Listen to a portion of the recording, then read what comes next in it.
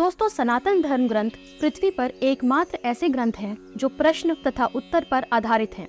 ये किसी कठोर, असत्य एवं उलझाने वाले आदेशों पर आधारित नहीं है, जैसा कि अन्य संप्रदायों की पुस्तकों में देखने को मिलता है।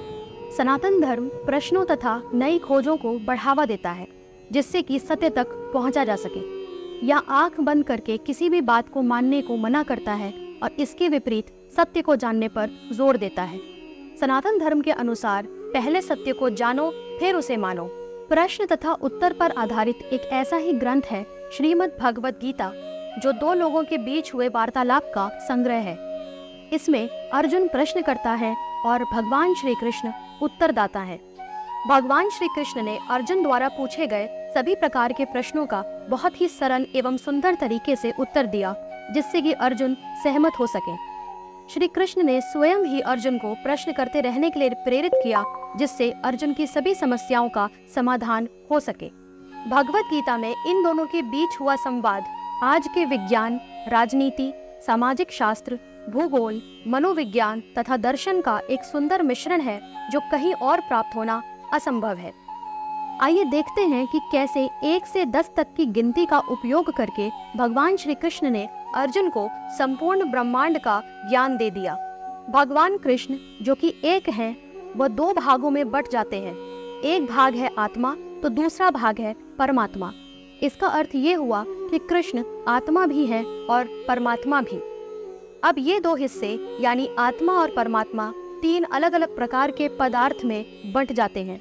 ये 3 पदार्थ हैं सत्व, रजस और तमस।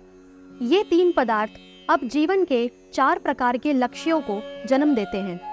जीवन के ये 4 लक्ष्य हैं धर्म, अर्थ, काम और मोक्ष। ये चारों लक्ष्य मानव जीवन की 5 इंद्रियों को जन्म देते हैं। ये 5 इंद्रियां हैं आँख दृष्टि के लिए, कान ध्वनि के लिए, नाक गंध के लिए, जीभ स्वाद के लिए तथा चमड़ी स्पर्श के लिए। अब ये 5 इंद्रियां प्रकृति के 6 दंड में विभाजित हो जाती है। ये 6 दंड हैं प्रलाप, भ्रम, दुर्बलता, भूख, प्यास तथा मृत्यु।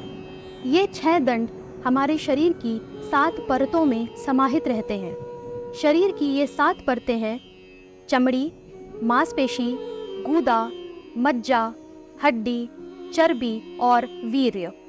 अब ये 7 परत 8 तत्वों से मिलकर बनी होती है।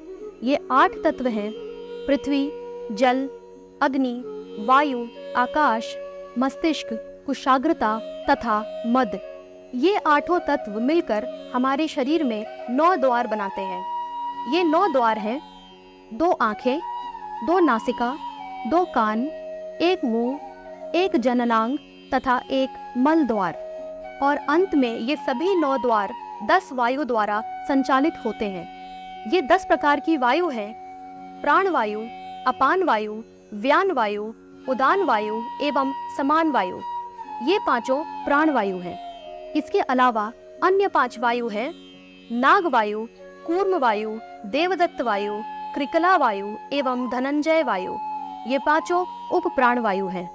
जब संपूर्ण ब्रह्मांड नष्ट हो जाता है तो वह सिकुड़कर वापस श्री कृष्ण में समा जाता है, जहाँ से सब कुछ प्रारंभ हुआ था। ये सब तथ्य इस बात का प्रमाण है कि कुछ भी शाश्वत नहीं है। ये ब्रह्मांड भी नहीं, सब कुछ जन्म एवं मृत्यु के चक्र में उलझा हुआ है और ईश्वर का रचा ये चक्र सदैव चलता रहता है।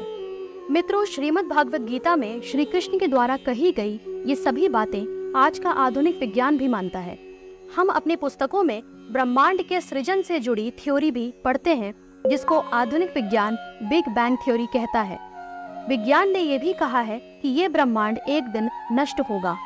गीता में लिखी बातें और आधुनिक विज्ञान के सिद्धांत का मेल खाना ये स्पष्ट करता है कि सनातन धर्म लंबे समय से ही विज्ञान को समझता रहा है।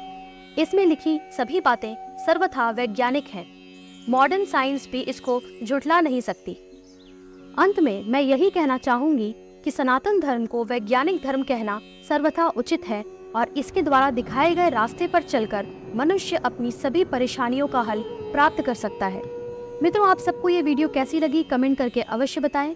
ऐसी ही अन्य जानकारियों के लिए चैनल सब्सक्राइब करें और वीडियो को लाइक करें। मैं मिलती हूँ आपसे अगली वीडियो में। जय श्री राम, जय महाकाल।